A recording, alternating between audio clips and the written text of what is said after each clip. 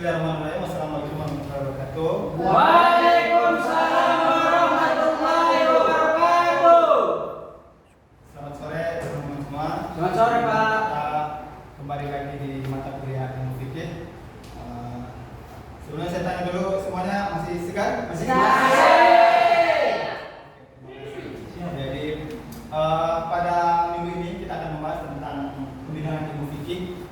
Di sebelumnya kita sudah membahas tentang konsep sebagaimana ruang lingkup fikih itu sebenarnya, dan pada minggu ini kita akan membicarakan tentang pembinaan ilmu fikih.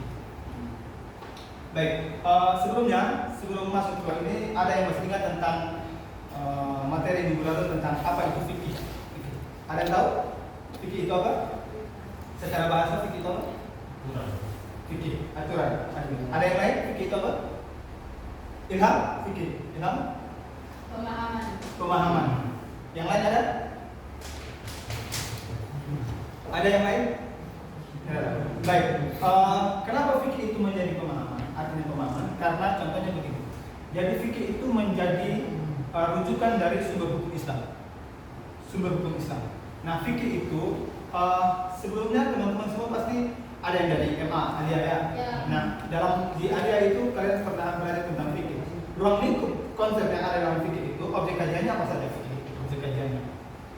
Maksudnya dalam waktu kalian MA Alia itu kalian berbicara belajar tentang fikih itu, objek kajiannya itu apa saja fikih? Apa saja yang kalian kaji?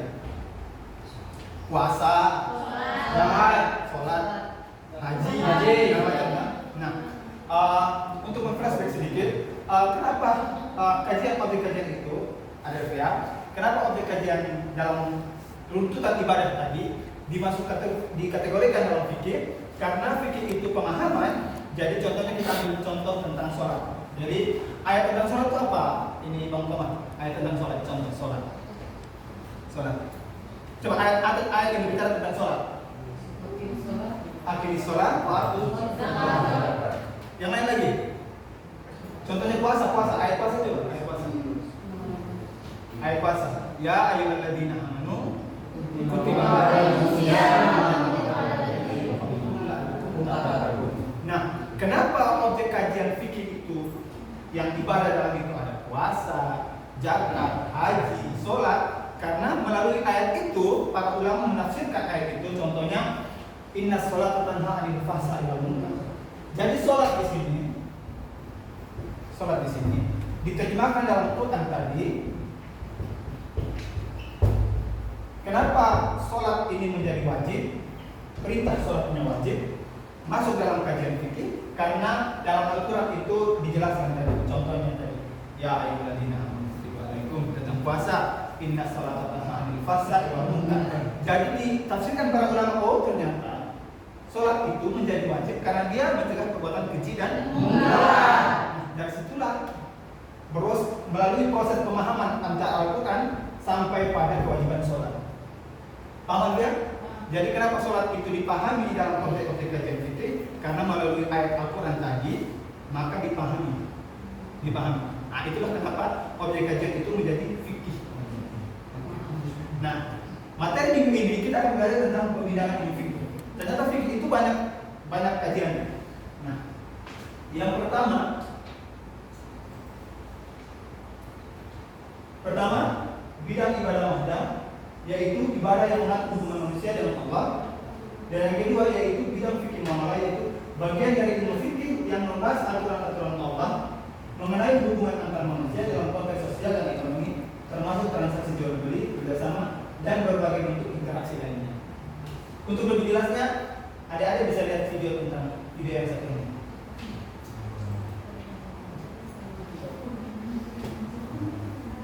Entah itu ibadah mahdhah, mengapa disebut mahdhah? Jawaban: Bismillah, wassalatu wassalamu ala rasulillah, wa ba'du. Mahdhah artinya murni. Ibadah mahdhah berarti ibadah murni. Mengapa disebut ibadah mahdhah? Istilah ini disampaikan para ulama untuk membedakan dengan ibadah ghairu mahdhah, yaitu ibadah yang tidak murni. Karena ada konsekuensi yang berbeda antara ibadah mahdhah dengan ibadah ghairu mahdhah.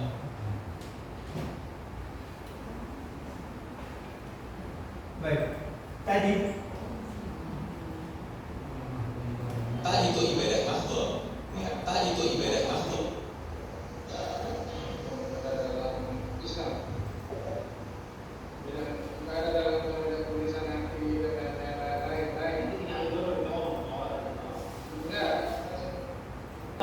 Seperti yang dijelaskan di video tadi tentang ibadah mahdhah itu. Jadi ibadah mahdhah itu termasuk fikih ibadah itu. Yang pertama tentang fikih ibadah mahdhah, yang kedua tentang imamah. Nah, ibadah mahdhah itu ibadah yang langsung berhubungan langsung dengan Allah. Contohnya tadi kita jelaskan tadi, sholat, zakat, haji, puasa dan lain-lain. Nah, bidang ibadah ini kita tulisan nanti pemikiran atau akal dan atau hubungannya. Ibadah dalam hal ini adalah hubungan manusia yang berhubungan langsung dengan Allah. Yang pertama tentang syahadat. Pasti. Jadi kalau kita berbicara tentang hukum iman dan rukun iman dan Islam, rukun Islam itu atas konsekuensi kita terhadap apa yang kita percayai. Jadi kalau kita sudah belajar tentang rukun iman, maka itu punya konsekuensi hukum terhadap apa yang kita harus jalankan di rukun Islam. Ini dia. Yang pertama syahadat, yang kedua sholat, yang ketiga zakat, puasa, dan haji. Nah, semua ini punya kaitannya, punya hubungannya. Jadi seseorang yang syahadat itu istilahnya dalam ajaran Islam itu kalau syahadat itu passwordnya lah. Atau syarat-syarat kalau orang mau sholat ya dia harus syahadat dulu. Nah, sholat itu kan ibadah yang kita langsung terhubung langsung dengan Allah. Begitupun juga zakat, puasa, dan haji. Baik, selanjutnya tujuan ibadah. Ibadah yang dalam Islam harus dikerjakan dengan tujuan yaitu ikhlas. Jadi ikhlas, harus ikhlas. Contohnya kalau kita sholat, kenapa sholat itu tadi kalau kita kerjakan dengan ikhlas itu, kenapa dijelaskan tadi mengenai inna sholat atau ma'al fasal lengkap. Jadi kalau orang yang sholat tidak ikhlas itu, ibadah yang tidak ikhlas, maka tujuan ibadahnya tidak akan sampai pada situ. Maka tujuan dari sholat tadi yang sebenarnya mencegah perbuatan dan keji dan munkar, dia tidak capai karena tidak ikhlas tadi. Selanjutnya mahabbah dan taat. Mahabbah itu artinya kecintaan, sayang dan ketaatan. Jadi kalau tujuan ibadah kita untuk tidak tunduk pada Allah, maka sia-sia saja. Selanjutnya istiqomah. Dan yang terakhir adalah iktisad. Iktisad itu adalah keseimbangan. Jadi istiqomah itu wajib buat kita dalam jalan-jalan karena kita ini waktu subuh jalan, zuhur jalan, asar jalan, maghrib jalan sampai pulang, isya komar ini karena dia kecapean sholat tidak sholat lagi karena dia kecapean. Berarti tidak istiqomah. Dan terakhir iktisad itu artinya keseimbangan. Kenapa dia harus seimbang? Jadi hubungan manusia itu jangan sampai hubungan kita sholat ibadah kita itu terhadap Allah mengganggu hubungan kita dengan manusia. Artinya kan harus seimbang antara dunia dan akhirat. Itu di situ.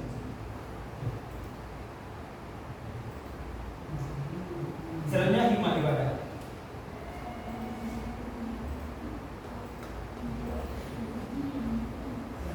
Nah, hikmah ibadah ini tentunya dari apa yang kita kerjakan itu dia punya hikmah.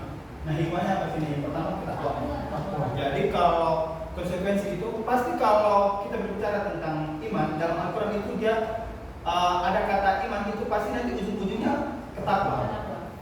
Contohnya kita berbicara tentang puasa tadi. Puasa. Ya alladzina amanu kutiba alaikumus syiyam kama kutiba alal ladzina min qablikum la'allakum tattaqun. Jadi semua perkara ibadah itu pasti salah satu tujuannya punya hikmah itu yaitu ketakwaan. Itu terhindar dari perbuatan keji dan munkar. Dan itu pasti ya terhindar dari perbuatan keji dan munkar. Yang ketiga dilapangkan rezekinya pasti. Yang keempat meraih surga dan jauhkan dari siksa neraka.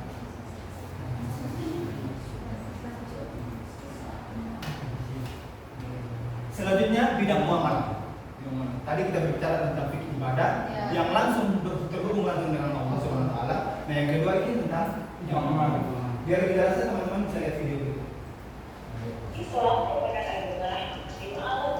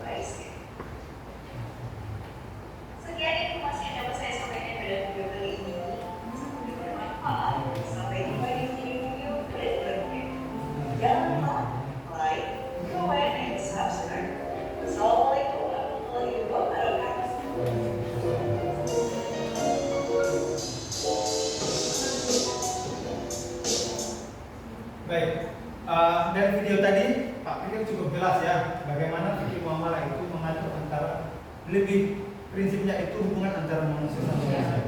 Jadi fikih muamalah itu sekiranya karena hubungan manusia tadi itu harus punya keseimbangan antara ibadah makhluk tadi dengan fikih muamalah, maka fikih itu punya hak tanggung jawab untuk mengatur itu. Bagaimana seseorang itu dalam bertransaksi jual beli, sewa menyewa, transaksi pinjam meminjam, utang piutang, itu semuanya harus diatur oleh fikih muamalah. Karena fikih itu dia selalu survive di segala zaman. Contohnya semua masalah yang diatur oleh antar manusia pasti dia fikih punya jawabannya.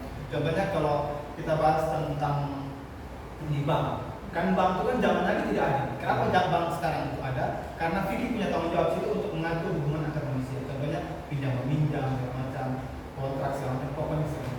Jadi contohnya tadi di situ dijelaskan kalau jual beli itu kenapa kita harus punya tata dalam situ. Contohnya kalau Khomar ini dengan Ilham ini punya transaksi jual beli, Ilham jual ke Khomar. Jadi Khomar kalau saya jual ini kita harus sama-sama rela. Antara penjual dan pembeli itu harus sepakat kalau harganya 5.000, ya harganya 5.000. Terus harus jujur. Ilham jangan sampai jual ini harga 5.000, boleh ini barang bagus, ternyata ada catat-catatnya. Ilham tidak bisa tahu. Nah itu berarti tidak jujur. Harus rela, harus jujur, dan barangnya harus ada. Nah itu semua diatur oleh fikih muamalah. Nah untuk lebih jelasnya, fikih muamalah itu dia punya ruang lingkupnya. Yang pertama tentang bidang ahwal asosial. Apa itu ahwal asosial? Tentang hukum keluarga. Jadi mengatur tentang hubungan keluarga antara laki-laki dan perempuan dalam satu ikatan perkawinan. Jadi perkawinan itu mulai dari cara ijab kabulnya, hak dan kewajiban suami istri, mengatur tentang bagaimana Islam itu mengatur seorang laki-laki untuk mencari pasangan. Bagaimana kriterianya? Yang pertama itu tentang apa kriteria dalam yang dianjurkan Islam untuk mengatur bagaimana mencari seorang pasangan. Ada empat. Ada empat. Yang pertama, Islam. Kedua, paras, harta, dan nasab. Dalam anjuran Islam itu, yang dianjurkan itu kita ini Mas Ajmi ini, yang pertama itu kalau kita lihat mencari pasangan itu kan pasti ini apa namanya parasnya. Parasnya. Terus kenapa paras itu penting? Kenapa paras itu penting? Karena salah satu tujuan ibadah nikah itu adalah litaskunu ilaiha. Agar apa? Kita mencari ketenangan. Jadi kalau pulang rumah itu, kalau kita lihat istri itu kita hati tenang. Bagaimana kita harus melihat hati istri tenang? Maka harus punya wajah yang paras yang manis. Yang manis bisa juga. Yang kedua harta. Harta itu penting. Dalam artiannya seseorang yang bisa mengatur keuangan keluarga. Nah, yang ketiga itu nasab. Nasab itu apa? Jadi jelasnya besok lusa itu saya nikahkan engkau Asia binti Sengaji. Nah, jadi harus jelas nasab itu. Keluarga perempuan ini dia dari keluarga yang jelas, keturunan yang jelas, dan keluarga yang jelas. Terus ada juga suku itu kesetaraan. Suku itu kesetaraan artinya kalau dalam bahasa gaul sekarang itu biasa ada bilang satu server lah, satu server. Jadi kan kalau teman-teman perempuan ini kan pasti senang dapat teman laki-laki yang ngobrolnya nyambung begitu. Frekuensi lah. Jadi sekufu dalam sini artinya Mas Ilham, sekufu itu artinya kita punya kelas sosial yang sama. Jangan sampai terlalu timpang antara laki-laki dan perempuan. Jangan sampai laki-laki ini pendapatannya 1 juta, kita dapat calon istri yang 5 juta. Walaupun itu tidak dilarang, tetapi kita dianjurkan untuk menghindari itu. Karena nanti besok-besok nanti contohnya dia bilang, ini kamu nggak ada apa-apa dulu sebelum nikah dengan saya.